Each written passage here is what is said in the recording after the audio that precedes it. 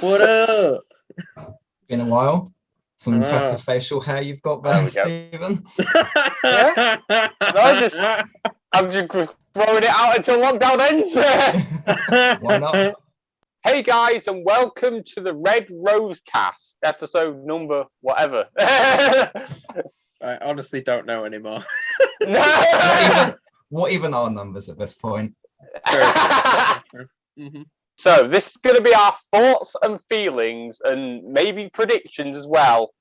What's coming on RWBY, but specifically Volume 8 of RWBY. My God, you butchered that shit. Yeah. We're all about professionalism here. Professionalism, ladies and gentlemen. We are talking about the Volume 8 finale on this episode. You literally, that's all you need to say, Steve. But anyway, it's the last time I trust anyone else to do intros. Jesus Christ. Yeah.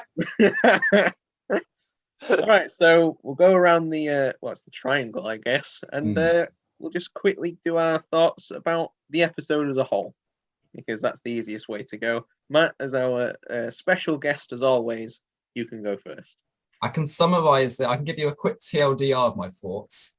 Pain. That's all that is. Yeah. No, it was a brilliant finale. I'll say that. I was like, oh, yes. There was certain bits where, of course, like after the previous episode with Yang falling, and from the opening, I figured that the rest of Team RWBY would fall as well, and that they wouldn't be dead because, as I've been talking with some friends about it, Rooster Teeth do not have the guts to kill off one of the main four like that, let alone the whole four. Then obviously we get the post-credit scene where, of course, they're not dead.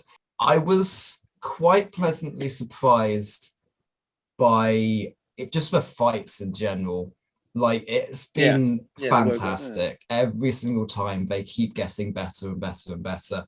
Even the couple episodes ago, the bit with the whole of Team RWBY versus Cinder, comparing that to what we got in Volume 5, where it's all kind of everything's very static and slow. There's that one shot, which I love, of the camera just spinning around. Everything's in motion constantly. Love that. Yeah. Unsurprisingly, I'm not surprised about the number of Penny fans who are angry with the fact that Penny's now died technically 3 times. I imagine next time there's a con and Amy's cosplaying as Penny, is that means that she's got to be in the characters which are dead 3 times now. I've obviously, it kind of makes sense that, of course, Winter had become the Winter Maiden. I saw something interesting, which was pointed out about the scene where Penny is talking to Winter for the last time.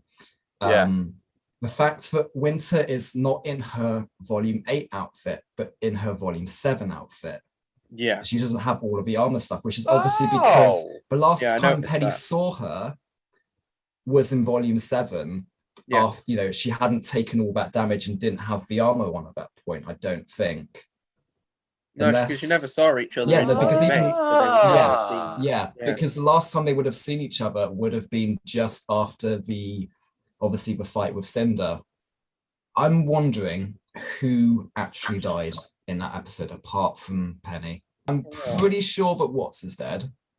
Oh yeah. I think Watts is a little bit of a easy option. Yeah. Ironwood, I'm not sure about though. We'll see about that one. But so Steve, quick thoughts about the episode. I say quick. Yeah. Whatever. Well, I think a lot of it was just shock on what had happened, and I was literally lost for words after watching it, and really didn't know what to say. Was just blabbering on, to be honest, to a camera. Go watch the react. Yeah. It was. I think there was a lot of it that I wouldn't have definitely taken in on the first watch. That I was like, oh, that was what was happening, and I'd not caught a lot of it. Like, it just seemed to fly past me because there was so much going on in that one episode. It was one you had to rewatch to really understand it. I totally missed the fact of how Penny had even killed herself. Like, I was just like, wait, she's dead now. what happened? I don't get it.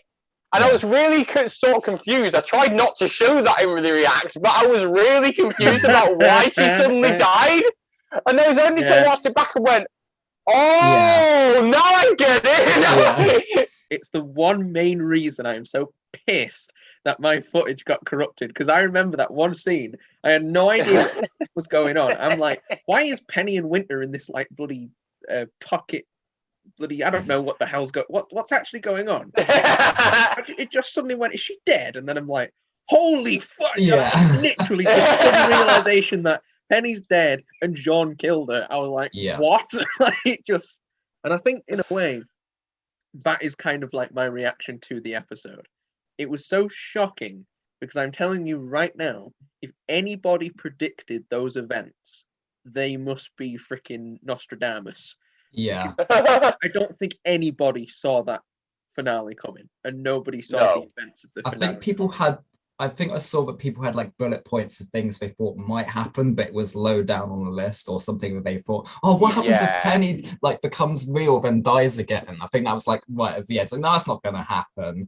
I mean, it did.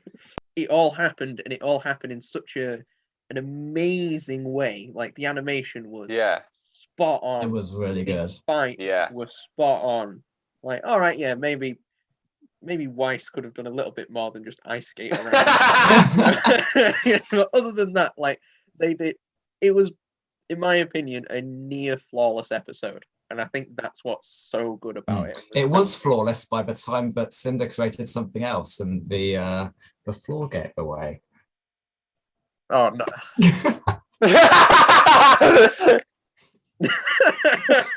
I knew I was going to try and work it in at least once. Overall, it was just an absolutely grade A, gold standard episode that I really hope Volume 9 can continue, because we kind of have no idea what the hell's going to happen. But we'll go on to Volume 9 a little bit later, because I want to talk about a couple of more specific things in regards to Volume 8, and that one specific thing is the story of Cinder, because as you're both aware, Cinder was very front and center this volume. Like hell, the whole volume started with her scrubbing the floor. So she was really big this volume. Even we finally got a backstory. We finally got a lot of development of Cinder, which we should have had in like volume. Yeah, we should have had in like volume 2. But hey, we finally got it. What do we both think about Cinder as a character now that we've finally got a fully fleshed out Cinder? Steve, I'll go to you first. I don't think any more or any less of her than we already had as a character. I feel like, especially the backstory stuff, even now the volume's ended, I don't necessarily feel like it was necessary to have in. Like, I think if they just, like, I get the point was more to build up to that scene with Watts. That was, I feel like that was the main reason we saw all that, was for that bit where she's literally holding him off the side of a building. But I feel like if you removed both those bits, to me, it's still the same flow with her. It's just a bit of like, oh, that's interesting. Yeah, I'm kind of thinking along similar sort of lines. I think some of it does boil down to, this is coming way too light. A lot of people already had speculation about, what was the case. I remember obviously there was on previous podcasts I'd mentioned about the whole thing with her being potentially being related to the Schnees, which obviously wasn't canon. Obviously, people already have their ideas and stuff, and a lot of them, like that one, is kind of really out there. And so then obviously getting what we got, although it was pretty good, it wasn't anything groundbreaking. I think it explains some of her like mentality around certain things. But like, so obviously you're meant to kind of feel a bit of pity for her, but obviously after everything she's done, not really going to be the case. Which was most important about that backstory was the introduction of her phrase of saying, "I'm nothing without you," or "without you, I'm nothing." Yeah. Which obviously she got from her evil stepmother, or the person who helped run the place that she was working Yeah, at. yeah. And then Yeah. obviously how that then passed on to how she talks to Salem a lot of the time.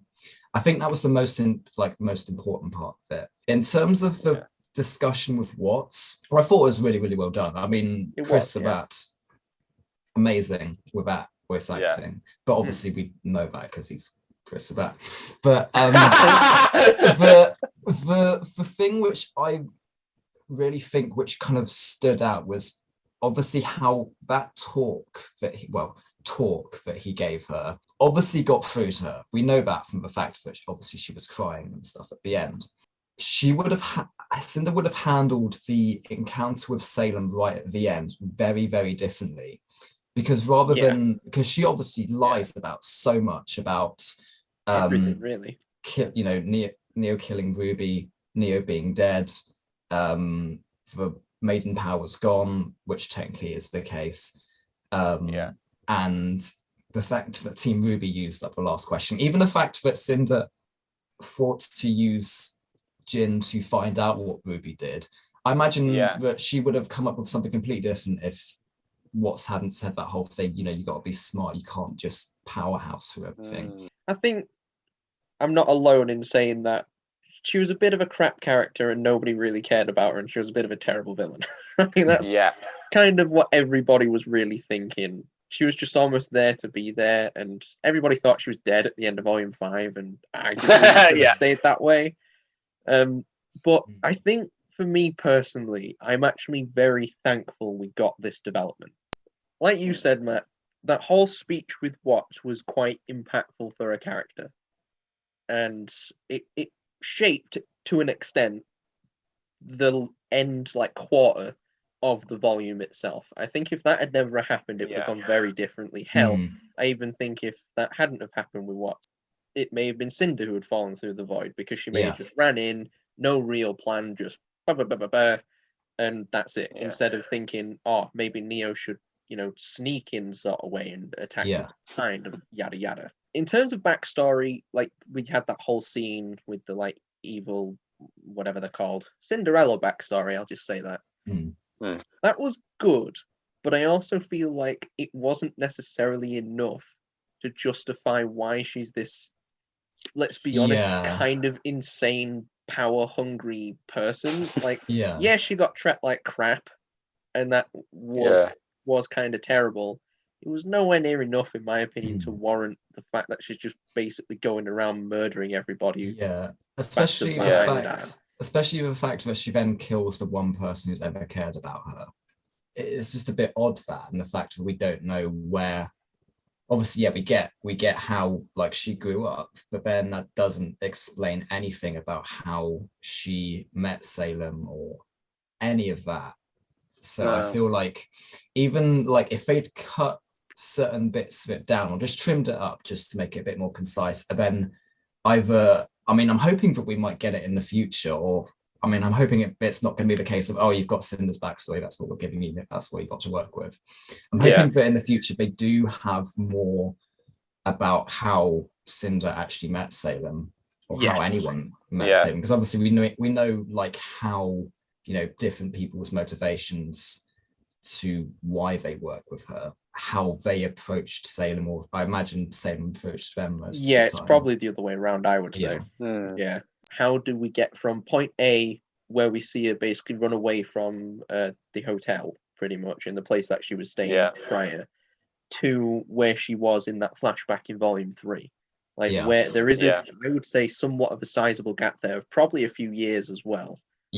How do we get from A to B? That would be really, really nice to do. But overall, I actually think after Volume 8, I have much more of an appreciation with Cinder as a villain, and want to actually see her more as a villain. Especially after all this. Because in Volume 5, she was still a bit crap, right? And it was a bit like, just go away. Sort of thing. But now it's like, okay, Cinder's here. Cool. Let's see what she does. Obviously, you kind of feel that bit of sympathy for her, but a lot of people, they'll go through really difficult shit. And, it explains their actions, but doesn't excuse them. That's what I always tend to say. Neo, she's just in it for herself. and like Neo's going I to be a think- weird one. yeah, it's Yeah. going to be interesting to see what happens next volume in terms of Neo, if they managed to convince her that Ruby didn't kill Roman, or if it's just going to be a case that Team Ruby's off building their like jungle huts or something, and Neo's coming and attacking every 5 minutes instead of popping Minecraft, around and isn't it? asking for a cup of sugar. She's just like Yeah. saying, "Hey, can I have a cup of Ruby's blood?" Just poking her with a stick. There's two things which I've got in mind. Yeah, go for it. The first one is more of a meme than anything. It's some really funny fan art I saw. I say funny, it's incredibly dark. Nice. But it's like during the post-credit scene, and Jean and Weiss both know that Jean killed Penny. So Weiss is kind of comforting, saying, "Oh, you did the right thing. It can't have been easy, but this is, what she wanted and how we won." Bear in mind, the floor disappeared, Jean fell. Who else is still up there? Penny's dead body. It just lands directly in front Oh, of Lord, can you imagine? Holy I'll see if I can find Christ. it and send it to you both later. But Yeah. I saw it and I was like, no way. That's but yeah, so I had a good chuckle about that, and then had to think, oh god, was that my sense of humor now? Am I back changing? But the other thing, which I've seen a couple of people mention, and I also kind of was thinking the same thing after rewatching the episode, is where Team RWBY are now, does time pass differently from Remembrance? Yeah. Because like we don't know how, because obviously it's all cut up with different things. We don't know how much time passed between RWBY falling and then the others, Yang falling and then the others falling. Could it be that, a couple of minutes in Remnant is a couple of days, a couple of weeks, a couple of months even? If it would be really interesting to see if obviously Yang fell first, the others come down, and then she's like been living there for, I don't know, a long time. Yeah, like a couple of weeks, or if she doesn't know what's happened, kind of thing. Because the whole time flowing differently thing is something that I've been thinking about quite a lot, to be fair, and it would be a weird way, but also a somewhat interesting way for them to mix up the timeline of RWBY. Because right now it is, let's be fair, it's pretty much on a straight and narrow path. Yeah. It'd be really interesting to almost go, okay, here's these group of characters, but Team RWBY is no longer there, and Jean, of course, is no longer there. Yeah. What are you going to do now? We don't know at the end of the day. We have no idea what the hell's going to happen, but it would be incredibly interesting. Steve, any thoughts on that?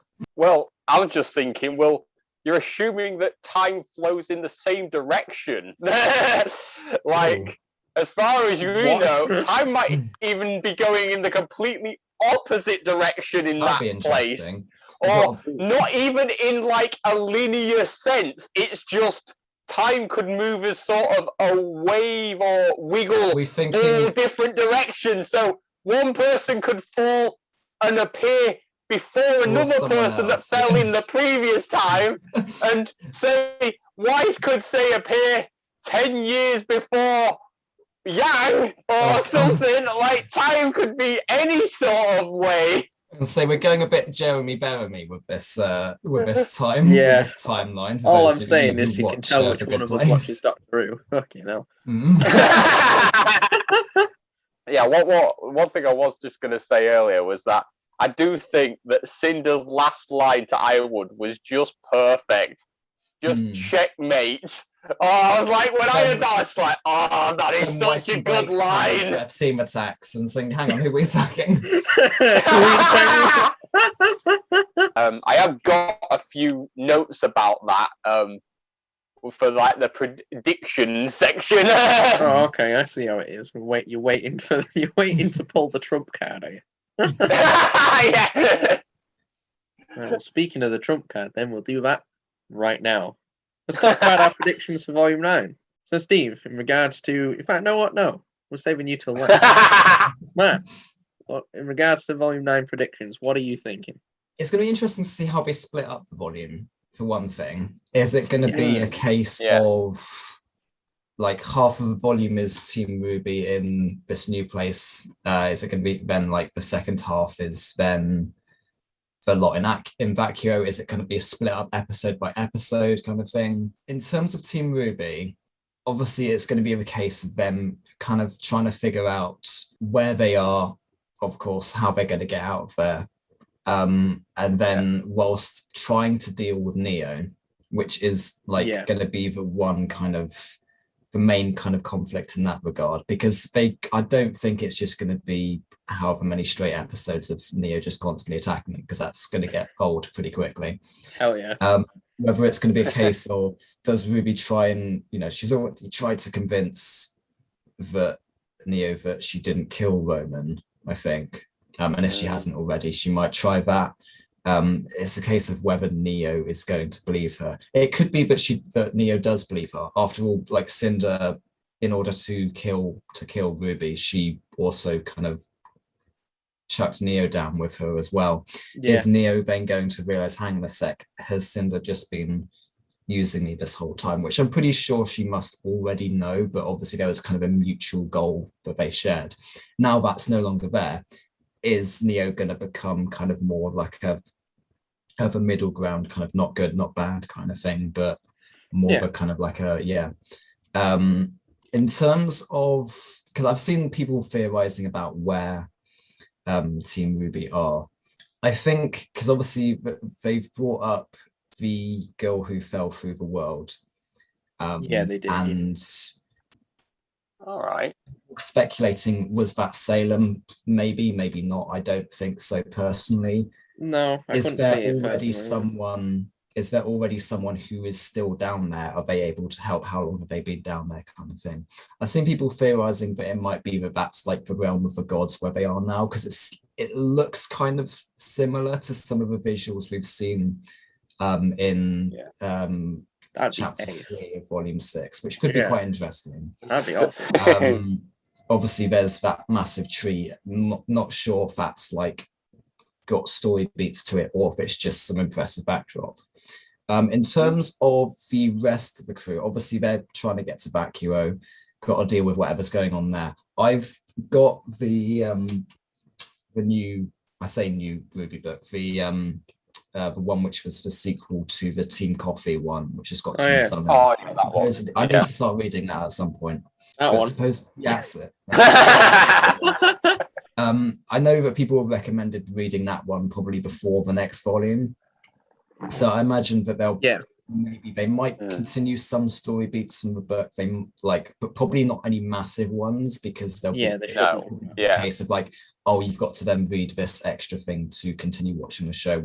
Steve, what are your thoughts and predictions on Volume 9? Okay, so similarly to Matt, I do think obviously it's going to be a split up next volume where they've got half of it happening in Vacuo and half of it happening in this other place. Now, the other place, obviously, everyone's like, oh, big tree, got to be something to do with a tree. And big tree. I'll be honest, when I first saw it, there was only one thing I could think of, which was the Tree of Life.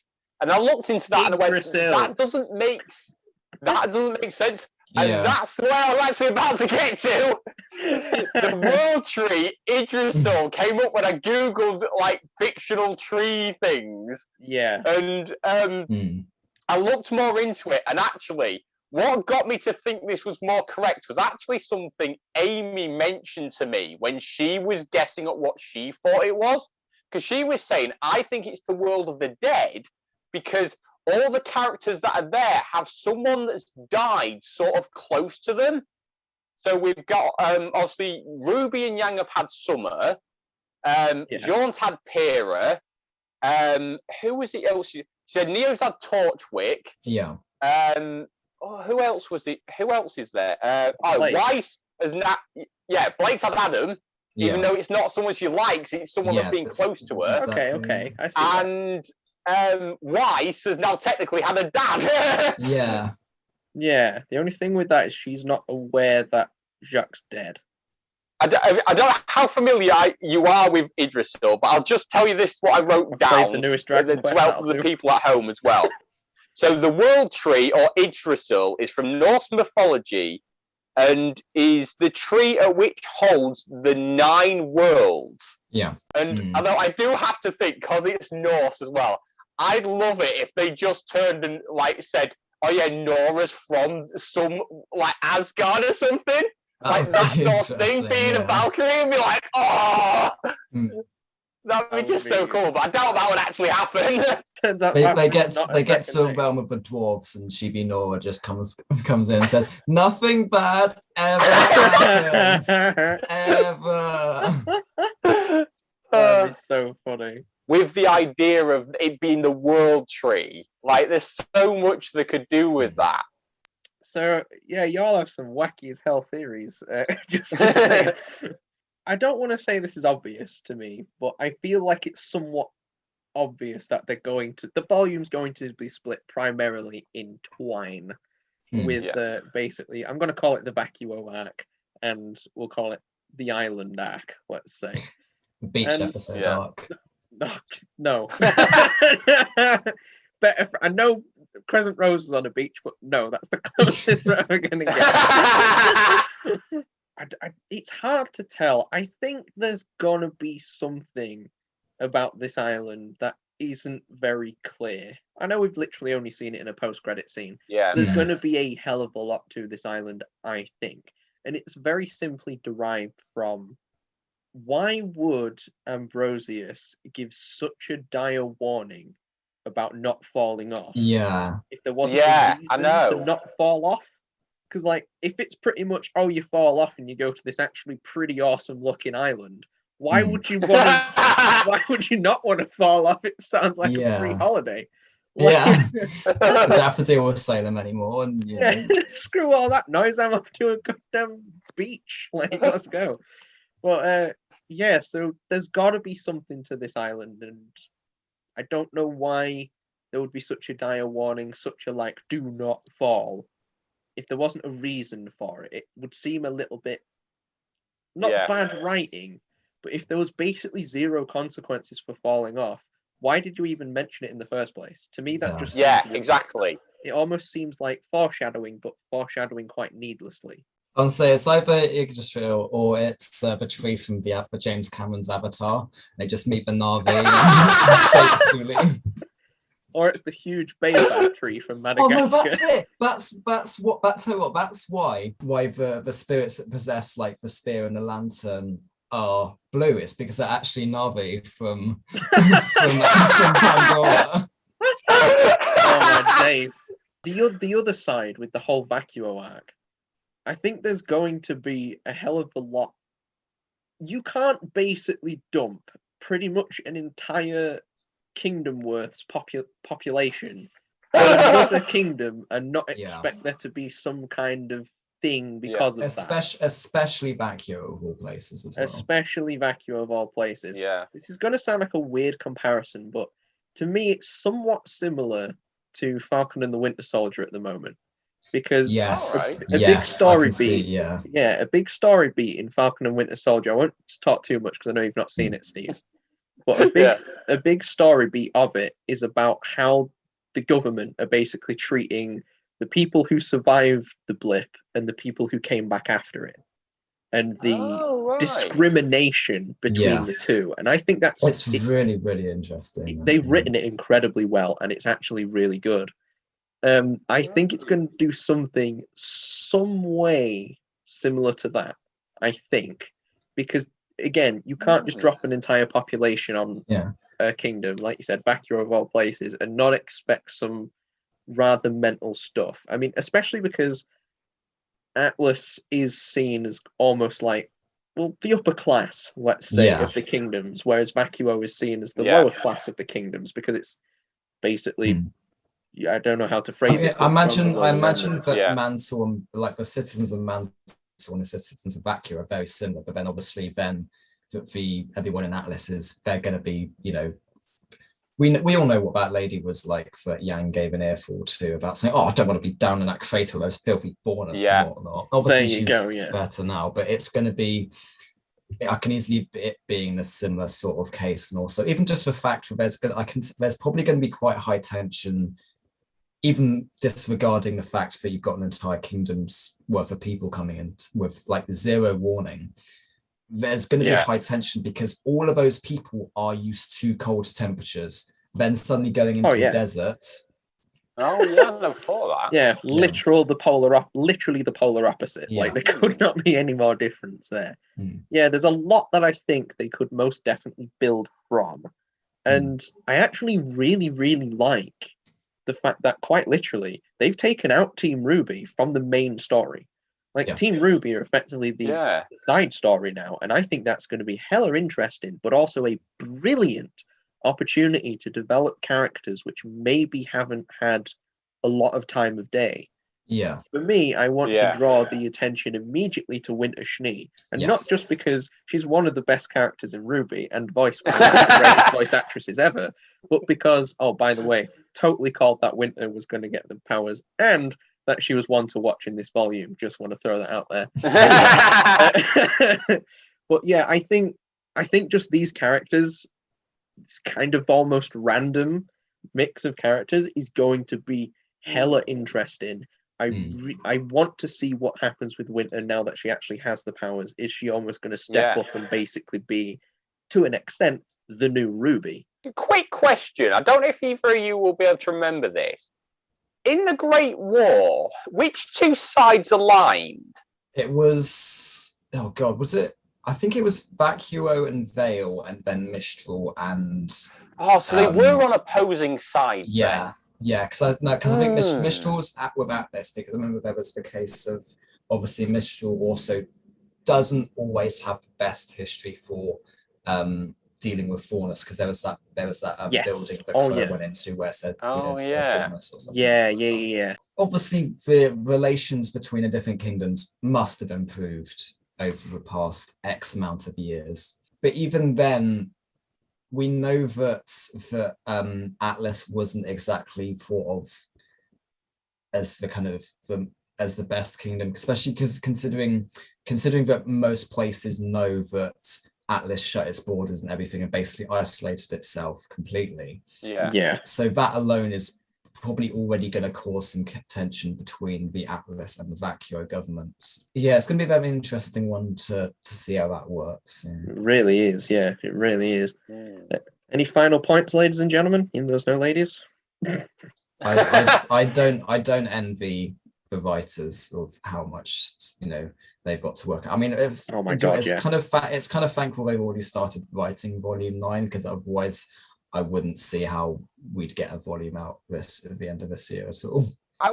One thing I would like is that somehow whatever happens in the one place, like in Vacuo, or something that happens in the other place affects each other.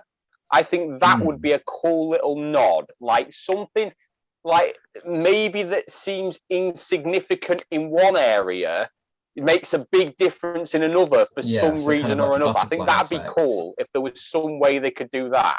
Yeah, I wouldn't be sure how they would do it, but that would be really interesting. I think Matt was more on the money than he realizes. I think Neo's going to become a bit more of a free agent sort of thing. I don't think she's going to be out and out.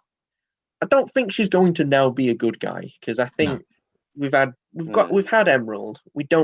I don't want all the villains to suddenly turn into heroes. That'd be a bit crap and a bit pointless. Because also do remember that Tyrion and Mercury are in Vacuo. Yes. To keep in mind, actually. And now that Emerald has confirmed swap sides, what's Mercury going to think about that?